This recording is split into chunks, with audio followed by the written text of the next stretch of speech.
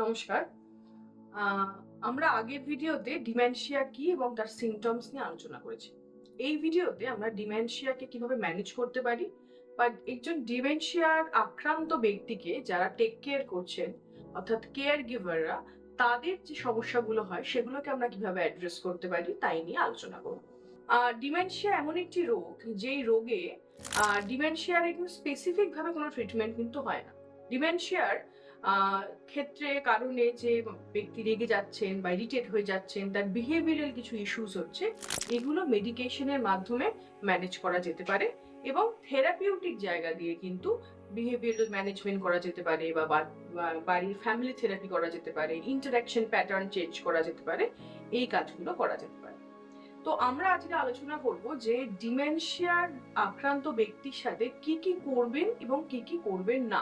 প্রথমেই যে জায়গাটা আমরা আলোচনা করব, ডিমেনশিয়ার যেই রয়েছে যেই ব্যক্তি, সেই ব্যক্তির কাছে সবসময় একটি আইডেন্টিটি কার্ড রাখুন, যেখানে তার ছবি থাকবে, তার নাম, ফোন নাম্বার, অ্যাড্রেস।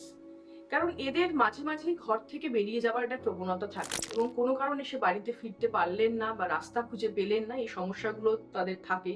আমরা আগের ভিডিওতে যেরকম আলোচনা করেছি, সে কারণে সবসময় একটি আইডেন্টিটি কার্ড তাদের পার্টসে হোক বা তাদের পকেটে হোক বা তাদের গলায় হোক, সেটা যেন ঝোলানো থাকে।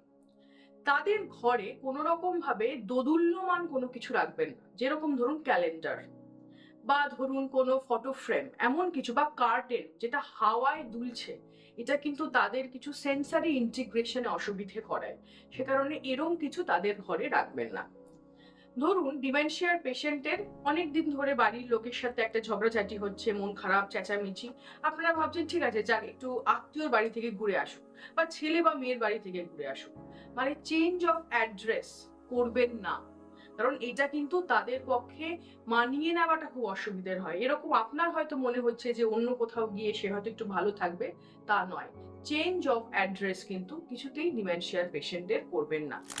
চেঞ্জ অফ ফার্নিচার, ধরুন শীতকাল বা গরমকাল বা কোনো কিছুর কারণে এসির হাওয়া প্রপার আসছে না বা গরমকালে রোদটা খুব বেশি আসছে, এই জন্য হয়তো বাড়ির ঘরের আলমারিটা অন্য জায়গায় রিপ্লেস করলেন বা সাইড টেবিলটাকে সরিয়ে অন্যদিকে নিয়ে গেলেন, এটা করবেন না। ডিমেনশিয়া পেশেন্টদের এমনিতেই রিলেট করতে খুব অসুবিধা হয়, তারপরে যদি আশেপাশের জায়গাগুলো ফ্যামিলিয়ার হয়ে যাওয়া জায়গাগুলোকে যদি আপনি সরিয়ে দেন বা চেঞ্জ করে দেন, তাদের কিন্তু সেটার সাথে রিলেট করতে খুব বেশি অসুবিধে হয়। এরপর আসছি আমরা, যখন পেশেন্ট খুব রেগে যাচ্ছেন বা রেগে গিয়ে এমন ভাবে ব্যবহার করছেন, হয়তো বলছেন তোমরা আমাকে খেতেই দাওনি, আমাকে তো কালকে রাতে কেউ খেতেই দেয়নি, বা আজকে সকালের ব্রেকফাস্ট আমাকে দেয়নি কেউ। মানে হয়তো উনি খেয়েছেন কিন্তু তার প্রেজেন্ট মেমোরি যেহেতু নেই, সেহেতু এই কথা উনি বলছেন। সে কারণে কোনো রকম কনফ্রন্টেশন বা কিউরিয়াস কোশ্চেন ওনাকে করবেন না। সেই সময় কিন্তু তাকে সেই জিনিসটার সাথে যেতে দিন। উনি যদি চান আবার খেতে, তাহলে ঠিক আছে, ওনাকে আবারও অল্প পরিমাণ, দেখুন উনি কিন্তু বেশি পরিমাণ খেতে পারবেন না ওই সময়। এটা গেল হচ্ছে ডিমেনশিয়া পেশেন্টের সাথে কি করবেন আর কি করবেন না। এবার আসছি যারা কেয়ার গিভার, তাদেরও কিন্তু বেশ কিছু সমস্যা, বেশ কিছু স্ট্রেস এবং ইরিটেশন থাকে। আপনারা যেটা করবেন, পারিবারিক লোকজন যারা তাকে হ্যান্ডেল করছেন, তারা মাথা ঠান্ডা রাখুন এবং যখন একাধিক লোকজন একসাথে থাকছেন, পরিবারের মানুষজন, ওয়ান বাই ওয়ান একজন করে ওনাকে সামলান। সবাই পাঁচজন মিলে একসাথে সামলাতে গেলে পাঁচজনেই খুব রেগে যাবেন, রাগ হয়ে যাবে। সে কারণে একজন একজন করে তাকে সামলান। তাকে রিঅ্যাসিউরেন্স দিন যে ঠিক আছে, তুমি যেটা বলছো সেটাতে আমরা তোমার সহমত পোষণ করছি এবং তোমার সমস্যা হচ্ছে আমরা বুঝতে পারছি, এবং তার সমস্যাগুলোকে শেয়ার করতে দিন। এরকম নয় সে বললেই তো একই কথা বলবে, সে বললেই তো আমাদের চিনতে পারবে না, তা কিন্তু নয়। সেই জায়গায় ওনাকে কথা বলতে দিন, ওনাকে ফিলিং শেয়ার করতে দিন।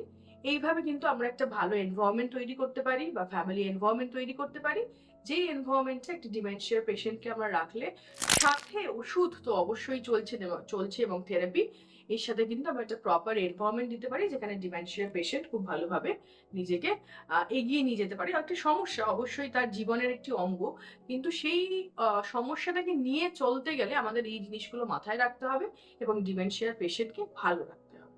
ধন্যবাদ।